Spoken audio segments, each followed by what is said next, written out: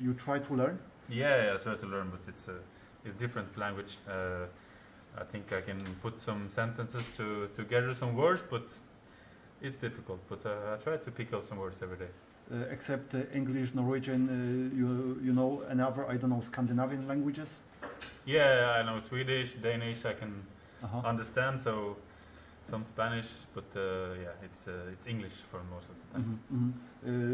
I mean, did you study it, or after school? You know, what did you do about your education? You mean in education in the sense, like, I don't know, college or yeah, you know, where you go like to some kind of college from your 16 to 19 or something, and you get your degree, like your overall degree, and from there you can take it further. I played football, professional football, since I was 18. So there was no time. So no time for this, but I have some plans of taking some studies on the side. So we'll see. Which kind of? You know, it will be some kind of economics, and also considering going into like the coaching part of football. We will see. We'll see. But now focus on what's happening out there. You said when we talked on Saturday that Poland is a very underestimated country. You like, I mean, the first months in Poland here? Yeah, definitely. It's been great. It's a good country. Like I said, I think it's been underestimated from outside of Europe and also some countries in Europe because of the history of the country. But now it's great. I've been to some good cities and it's very nice, and people are friendly, and it feels safe. That's important. Górnik is the most important right now for you. What can you say about the team? Right now you are in the second spot in the table. Yeah, it's what you want. Yeah, it's. I think that's why everyone in this club goes to work every day, is to try to achieve something. As a footballer and as a club, you want to achieve something. You just don't want to be there. You want to try to look back at your career and remember great times, and I think this club is trying now very desperately to win something and achieve something, and it's nice to be a part of that. And if everyone goes in the same direction, I think this club has the potential. You said that it was one of your goal dreams, like going abroad to play as a professional. Did you have any other offer in the end of last year when you were leaving Haugesund? I don't want to go too much into what I had, but of course, as a footballer, and you talk to your agent and you work with different things, and you always have some opportunities, and now this was the best one and what I wanted most. So I felt this was the right timing to go to Górnik. Sondre, when you came to Górnik, the club said us that we have new midfielder. Now you are striker, so you are striker or midfielder? No, in football it's nothing. It's not like this that you play there or there. It's dynamical, and sometimes you need to help the team in other positions. Sometimes you need to adapt to how the club is playing, and you have different coaches that play different football, and I've been used to this. I played in different positions in Norway, but I think my best position has always been striker, despite me playing as also midfielder. So yeah. Now you play like number 9. Yeah, we'll see. And you score. We'll see Saturday.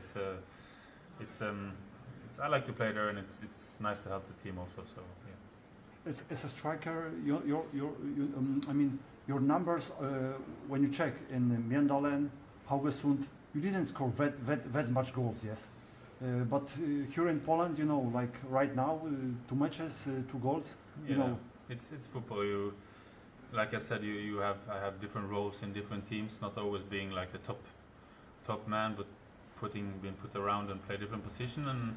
And my main goal has always been to help the team, all the clubs I played, in the best way, and especially as a target man, as a strong number 9. And I try to make the players around me better. And the last 2 games I had a chance to score 2 goals, and it's great. It's also what you want as an attacker. You want to help the team, and you want to score the goals, and I will try to keep to that.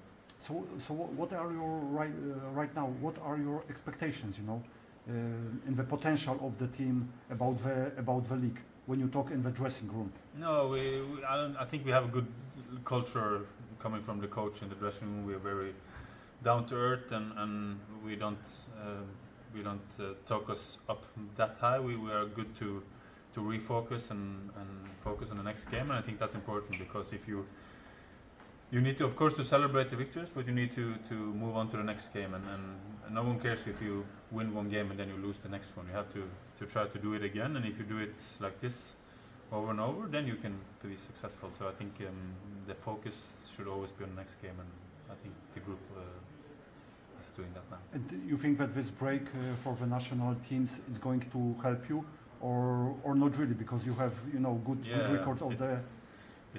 It's always like this. It's a national break. It's never a good timing, but of course when you have 3 wins, or if you win on Saturday, you have 3 wins in a row, you want to play again. But also if you lose, you want to play again because you want to do better. But I think good rest is important also for mental and physical. And I think it's a very hungry team inside the dressing room now to take the 3 points before going to the break, because then you can thrive on this feeling and this period and use it for when we go to Krakow. Mm-hmm. Sondre, say something about Norwegian football, which is on the rise right now. I mean, about national level and about club level. Why is it? Where is an answer? Yeah, it's the last few years have been great. It's been developing very good. You have some teams in Norway that are doing very good.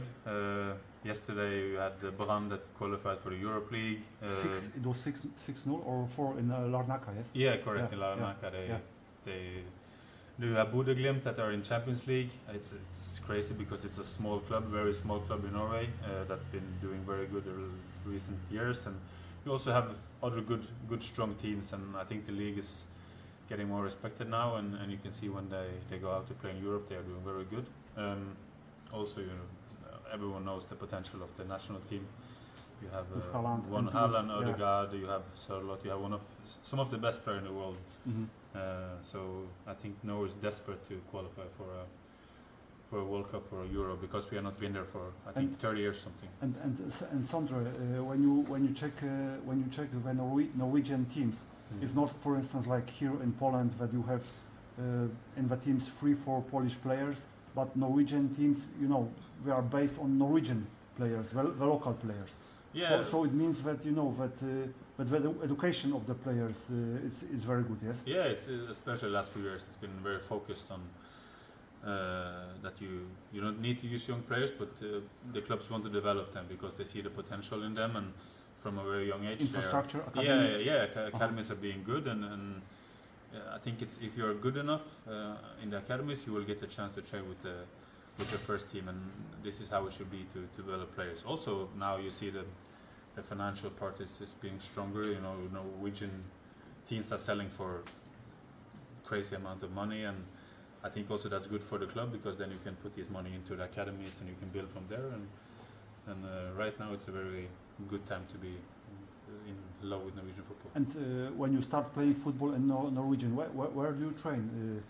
In the winter time, the weather is difficult. Yeah, then in you go artificial pitches. Yeah, you go inside. You go inside in artificial pitches, and this is how we are used to, because the weather is bad. But we also go outside. If it's raining in 4 degrees, it's no problem to go outside. This is what we're used to, and I think it also builds you some character and prepare you for what's coming, because it's not dangerous to be cold when you.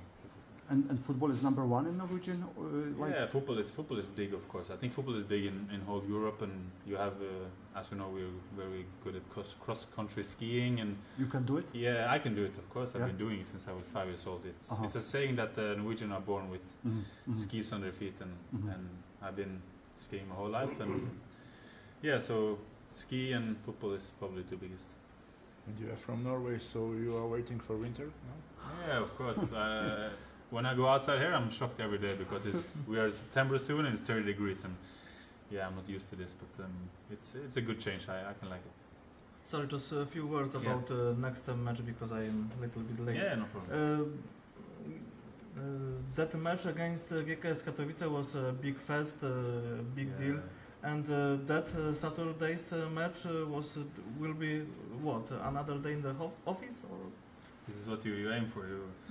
We see the potential now from the last game. It was, for me, one of the biggest games I played, just because of the atmosphere. When we came out there and almost 30,000 people, and it was dark and the lights, and I think the stadium gave it everything, and it gives us so much energy. I think we need to use this as our advantage, and to give back to the fans that are coming, because you can feel now that I have like a feeling that the club is pointing in the same direction, and you need to do it together with the fans and with everyone that supports the club, because if you do it together, you are stronger.